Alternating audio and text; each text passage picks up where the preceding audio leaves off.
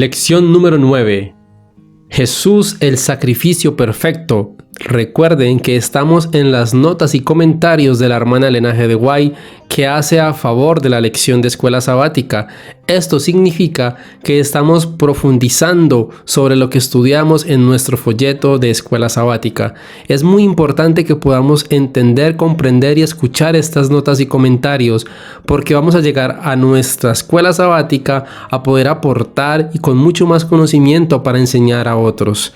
Padre Santo que estás en el cielo, en tus manos, oh Dios, nos ponemos en este momento de estudio para que sea tu presencia por medio del Espíritu Santo quien mora en nosotros. En Jesús, amén. Sábado 19 de febrero, Jesús, el sacrificio perfecto. Fue la cruz, instrumento de vergüenza y tortura, la que trajo esperanza y salvación al mundo. Los discípulos no eran sino hombres humildes, sin riquezas y sin otra arma que la palabra de Dios. Sin embargo, en la fuerza de Cristo salieron para contar la maravillosa historia del pesebre y la cruz y triunfar sobre toda oposición. Aunque sin honor ni reconocimiento terrenales, eran héroes de la fe. De sus labios salían palabras de elocuencia divina que hacían temblar al mundo. Los Hechos de los Apóstoles, página 64. En los días de Pablo, la cruz se consideraba con sentimientos de repulsión y horror. El ensalzar como salvador de la humanidad a uno que había muerto en la cruz provocaría naturalmente el ridículo y la oposición. Pero para Pablo, la cruz era el único objeto de supremo interés.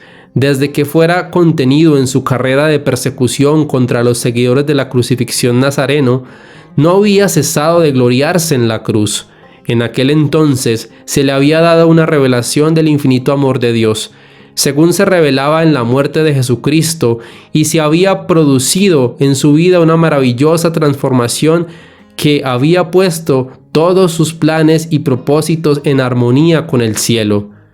Desde aquella hora había sido un nuevo hombre en Cristo. Sabía por experiencia personal que en vez de un pecador contemplaba el amor del Padre, como se lo ve en el sacrificio de su Hijo, y se entrega a la influencia divina, se produce un cambio de corazón y Cristo es desde entonces todo en todo. Los Hechos de los Apóstoles, páginas 199 y 200.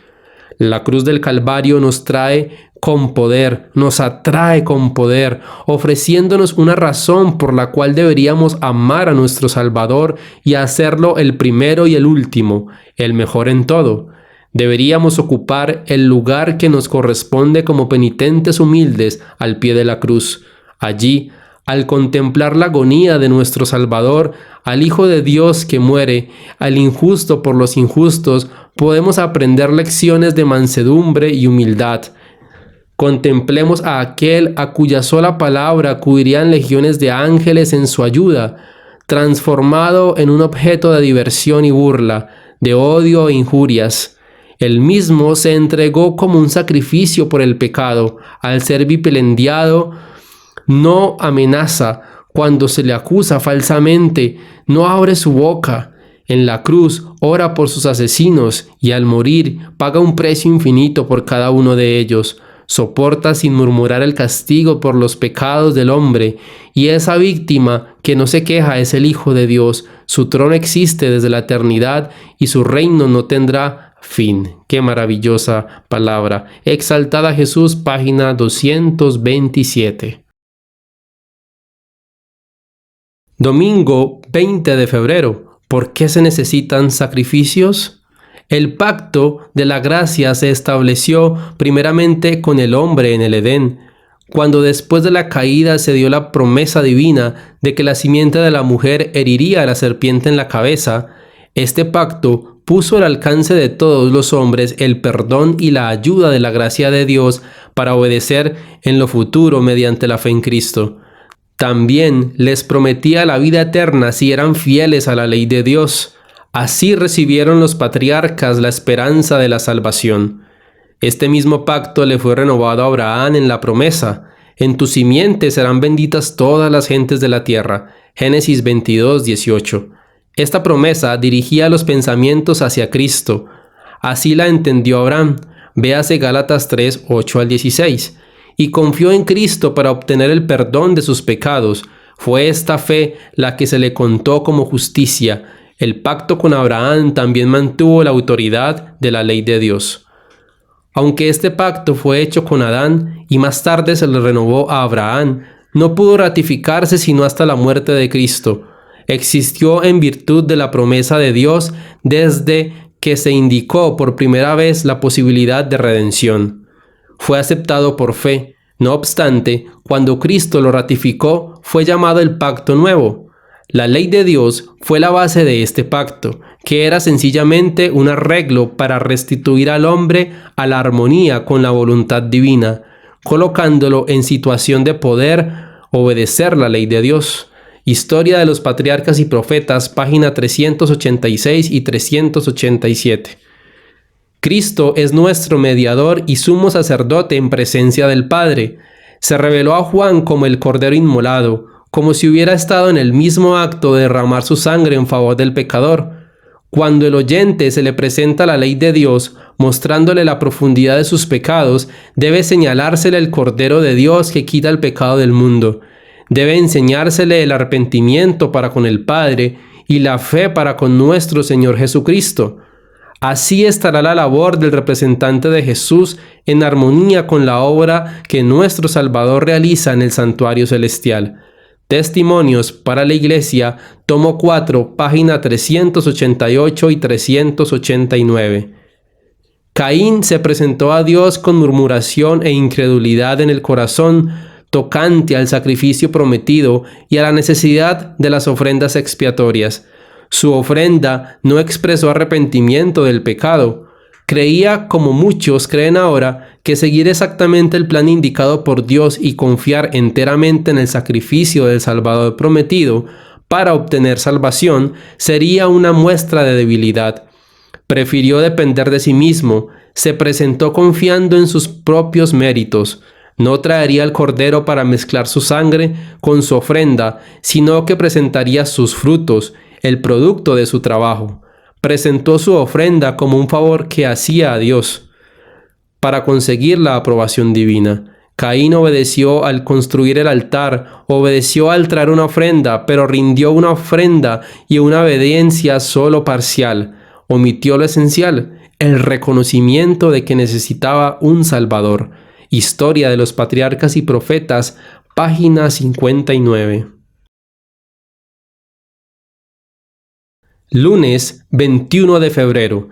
Diversos tipos de sacrificios. No es solamente el principio, sino también el deber de todo cristiano mantener una íntima unión con Cristo y tener una rica experiencia en las cosas de Dios. Cuando leemos acerca de la vida de hombres que han sido eminentes por su piedad, a menudo consideramos su experiencia y sus conquistas como muy fuera de nuestro alcance. Pero este no es el caso. Cristo murió por todos y se nos asegura en su palabra que Él está más dispuesto a dar su Espíritu Santo a los que se lo piden que los padres terrenales a dar buenas dádivas a sus hijos. Los profetas y apóstoles no perfeccionaron caracteres cristianos por milagro. Ellos utilizaron los medios que Dios había colocado a su alcance, y todos los que deseaban aplicar el mismo esfuerzo obtendrán los mismos resultados. En su carta a la iglesia de Éfeso, Pablo les asegura que elevará sus fervientes oraciones por su prosperidad espiritual. Doblo mis rodillas ante el Padre de nuestro Señor Jesucristo, que os dé, conforme a las riquezas de su gloria, el ser fortalecidos con poder en el hombre interior por su Espíritu, para que habite Cristo por la fe en vuestros corazones, a fin de que arraigados y cimentados en amor, seáis plenamente capaces de comprender con todos los santos cuál sea la anchura, la longitud, la profundidad y la altura, y de conocer el amor de Cristo que excede a todo conocimiento, para que seáis llenos de toda plenitud en Dios. Efesios 3:14, 16 y 19. La edificación del carácter, página 83. Jesús fue hecho semejante a los hombres, y estando en la condición de hombre, se humilló a sí mismo, haciéndose obediente hasta la muerte. Voluntariamente tomó la naturaleza humana. Fue un acto suyo y por su propio consentimiento. Revistió su divinidad con humanidad. Él había sido siempre como Dios, pero no apareció como Dios. Veló las manifestaciones de la deidad que habían producido el homenaje y originado la admiración del universo de Dios. Fue Dios mientras estuvo en la tierra, pero se despojó de la forma de Dios. En su lugar tomó la forma y la figura de un hombre. Anduvo en la tierra como un hombre. Por causa de Dios se hizo pobre, para que por su pobreza pudiéramos ser enriquecidos. Puso a un lado su gloria y su majestad. Era Dios, pero por un tiempo se despojó de las glorias de la forma de Dios, aunque anduvo como pobre entre los hombres, repartiendo sus bendiciones por doquiera que iba. A su orden, legiones de ángeles habrían rodeado a su Redentor y le hubieran rendido homenaje, pero anduvo por la tierra sin ser reconocido, sin ser confesado por sus criaturas, salvo pocas excepciones. La atmósfera estaba contaminada con pecados y maldiciones en lugar de himnos de alabanza. La parte de Cristo fue pobreza y humillación, mientras iba de un lado a otro cumpliendo su misión de misericordia para aliviar a los enfermos, para reanimar a los deprimidos. Apenas si una voz solitaria lo llamó bendito, y los más encumbrados de la nación lo pasaron por alto con desprecio. Comentarios de Elena G. de White en el Comentario Bíblico Adventista del Séptimo Día, tomo 5, página 1101. Martes 22 de febrero. El sacrificio perfecto de Jesús. Mientras Dios deseaba enseñar a los hombres que el don que los reconcilia consigo mismo proviene de Él, el gran enemigo de la humanidad procuró representar a Dios como un ser que se deleita en destruirlos. De este modo, los sacrificios y los ritos mediante los cuales el cielo quería revelar el amor divino fueron pervertidos. Con sus palabras y sus acciones, durante su ministerio terrenal, el Mesías iba a relevar a la humanidad en la gloria de Dios al Padre. Cada acto de su vida, cada palabra que hablara, cada milagro que realizara, iba a dar a conocer a la humanidad caída el amor infinito de Dios. Mediante los patriarcas y los profetas, así como mediante las figuras y los símbolos, Dios hablaba al mundo del advenimiento de quien lo libertaría del pecado. Exaltada Jesús, página 20. El fundamento de nuestra esperanza en Cristo es el hecho de que no reconozcamos a nosotros mismos como pecadores, necesitados de restauración y redención. Porque somos pecadores, tenemos ánimo para reclamarlo como nuestro Salvador. Por lo tanto, prestemos atención, no sea que tratemos a los que yerran en forma tal que manifieste que no tenemos necesidad de redención. No delatemos, condenemos y destruyamos como si nosotros fuéramos perfectos. La obra de Cristo es reparar, curar y restaurar. Dios es amor en sí mismo, en su misma esencia. Él no da a Satanás ocasión de triunfo por presentar la peor apariencia o por exponer nuestras debilidades a nuestros enemigos. Cristo vino a poner la salvación al alcance de todos. Los que más yerran, los más pecaminosos, no fueron pasados por alto. Sus labores están especialmente dedicadas a aquellos que más necesitaban la salvación que Él había venido a ofrecer. Cuanto mayores eran sus necesidades de reforma, más profundo era el interés de Él, mayor su simpatía y más fervientes sus labores.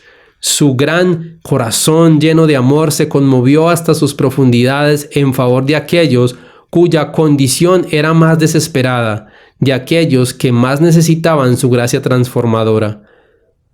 No hay descanso para el cristiano vivo antes de llegar al mundo eterno. El obedecer a los mandamientos de Dios es hacer lo recto y solo lo recto. Tal es la virilidad cristiana. Pero muchos necesitan aprender frecuentes lecciones de la vida de Cristo, que es el autor y consumador de nuestra fe. Reducid pues a vuestro pensamiento a aquel que sufrió tal contradicción de pecadores contra sí mismo, porque no os fatiguéis en vuestros ánimos desmayando, que aún no habéis resistido hasta la sangre, combatiendo contra el pecado. Hebreos 12, 3 y 4. Debemos crecer en la gracia cristiana, manifestando mansedumbre bajo la provocación y apartándoos de la bajeza terrenal. Dais evidencia de que el Salvador mora en vosotros y cada uno de vuestros pensamientos, palabras y actos atraerá a los hombres a Jesús más bien que a vosotros mismos. Hay mucho trabajo que hacer y poco tiempo en que hacerlo. Sea pues la obra de vuestra vida inspirar a todos el pensamiento de que tienen que trabajar para Cristo. Donde quiera que haya deberes que cumplir, que otros no entienden por qué no desean ver la obra de su vida, aceptadlos y hacerlos. La norma de la moralidad no es bastante elevada entre el pueblo de Dios. Testimonios para la Iglesia, tomo 5, página 562. Miércoles 23 de febrero. La cruz y el costo del perdón. Solo una vez al año el sumo sacerdote podía entrar en el lugar santísimo, después de preparativos sumamente solemnes y cuidadosos, y ningún ojo mortal, salvo el del sumo sacerdote, podía contemplar la sagrada grandiosidad de este compartimiento, porque era la morada especial de la gloria visible de Dios. El sumo sacerdote siempre entraba temblando, mientras la gente aguardaba su regreso en medio del más solemne silencio. Sus más fervientes deseos eran que Dios los bendijera. Frente al propiciatorio, Dios mantenía comunión con el sumo sacerdote. Si éste permanecía más tiempo del que parecía conveniente, la gente a menudo comenzaba a aterrorizarse, temerosa de que por causa de sus pecados o algún pecado del sacerdote la gloria del Señor le hubiera quitado la vida. Pero cuando oían el sonido de las campanillas que llevaban su vestimenta, sentían un profundo alivio. Salía entonces el sumo sacerdote y bendecía al pueblo. La historia de la redención, página 169. El Inmaculado Hijo de Dios pendía de la cruz. Su carne estaba lacerada por los azotes. Aquellas manos que tantas veces se habían extendido para bendecir estaban clavadas en el madero. Aquellos pies tan incansables en los ministerios de amor estaban también clavados en la cruz. Esa cabeza real estaba herida por la corona de espinas. Aquellos labios temblorosos formulaban clamores de dolor. Y todo lo que sufrió, las gotas de sangre que cayeron en su cabeza, sus manos, sus pies, la agonía que torturó su cuerpo y la inefable angustia que llenó su alma al ocultarse el rostro de su Padre, habla a cada hijo de la humanidad y declara: por ti consiente el Hijo de Dios en llevar esta carga de culpabilidad. Por ti saquea el dominio de la muerte y abre las puertas del paraíso. El que calmó las airadas ondas y anduvo sobre la cresta espumosa de las olas, el que hizo temblar los demonios y huir la enfermedad, el que abrió los ojos de los ciegos y devolvió la vida a los muertos, se ofrece como sacrificio en la cruz, y esto por amor a ti. Él, el expiador del pecado, soporta la ira de la justicia divina y por causa tuya se hizo pecado. El deseado de todas las gentes, páginas 703 y 704. En esta vida podemos apenas empezar a comprender el tema maravilloso de la redención. Con nuestra inteligencia limitada podemos considerar con todo fervor la ignominia y la gloria, la vida y la muerte, la justicia y la misericordia que se tocan en la cruz. Pero ni con la mayor tensión de nuestras facultades mentales llegamos a comprender todo su significado. La largura y anchura, la profundidad y la altura del amor redentor se comprenden tan solo confusamente. El plan de la redención no se entenderá por completo ni siquiera cuando los rescatados vean cómo serán vistos ellos mismos y conozcan cómo serán conocidos. Pero a través de las edades sin fin, nuestras verdades se desplegarán continuamente ante la mente admirada y deleitada. Aunque las aflicciones, las penas y las tentaciones terrenales hayan concluido, y aunque la causa de ellas haya sido suprimida, el pueblo de Dios tendrá siempre un conocimiento claro e inteligente de lo que costó su salvación. El conflicto de los siglos, página 632. Jueves 24 de febrero. El juicio y el carácter de Dios. Cristo se humilló para encabezar a la humanidad, para afrontar las tentaciones y sobrellevar las pruebas que los hombres deben arrastrar de parte del enemigo caído, a fin de saber cómo socorrer a los que son tentados. Y Cristo ha sido hecho nuestro juez. No es el Padre el juez, tampoco lo son los ángeles. Nos juzgará aquel que se revistió de nuestra humanidad y vivió una vida perfecta en este mundo. Él solo puede ser nuestro juez. ¿Os acordaréis de ello, hermanos y hermanas? ¿Lo recordaréis también vosotros, los predicadores? Y vosotros también, padres y madres. Cristo se revistió de nuestra humanidad para poder ser nuestro juez. Ninguno de nosotros ha sido designado para juzgar a otros. Todo lo que podéis hacer es corregiros a vosotros mismos. Os exhorto en el nombre de Cristo a obedecer la orden que os da, de no sentaros jamás en el sitial del juez. Día tras día, este mensaje ha repercutido en mis oídos. Bajad del estrado del tribunal, bajad de él con humildad. Testimonios para la Iglesia, tomo 9, página 149. En esto consiste el amor, no en que nosotros hayamos amado a Dios, sino en que Él nos amó a nosotros y envió a su Hijo en propiciación por nuestros pecados. Aquí hay una declaración que define el propósito del Señor hacia un pueblo corrompido e idólatra. ¿Cómo podré abandonarte, oh Efraín? ¿Te entregaré yo, Israel? ¿Cómo podré hacerte como Adma o ponerte como Zeboín? Mi corazón se conmueve dentro de mí, se inflama toda mi compasión. ¿Tendrá que abandonar Dios un pueblo en favor del cual ha hecho algo tan grande, a saber, dar a su Hijo unigénito la expresa imagen de sí mismo? Dios permite que su Hijo sea entregado por nuestras ofensas. Él mismo asume los atributos del juez frente al portador del pecado, despojándose de las amorosas características de un padre. De este modo, el amor se manifiesta en la forma más maravillosa a una raza rebelde. ¡Qué espectáculo para los ángeles! ¡Qué esperanza para el hombre! Ya que siendo aún pecadores, Cristo murió por nosotros. El justo sufrió por el injusto, llevó nuestros pecados en su propio cuerpo sobre el madero. El que no escatimó ni a su propio Hijo, sino que lo entregó por todos nosotros, ¿cómo no os dará también con él todas las cosas? Testimonios para los ministros, página 245 y 246. Necesitamos tener una visión más elevada y más clara del carácter de Cristo. No debemos pensar en Dios únicamente como un juez y olvidarlo como un padre amante. Ninguna cosa puede causar mayor daño a nuestras almas que esto, porque toda nuestra vida espiritual está moldeada de acuerdo con nuestras concepciones del carácter de Dios. Tenemos lecciones que aprender del amor de Jesús. Sed pues imitadores de Dios como hijos amados, y andad en amor como también Cristo nos amó, y se entregó a sí mismo por nosotros, ofrenda y sacrificio a Dios en olor suave. Efesios 5:2. Esta es la altura del amor que se requiere que alcancemos, y la textura de este amor no está manchada con el egoísmo.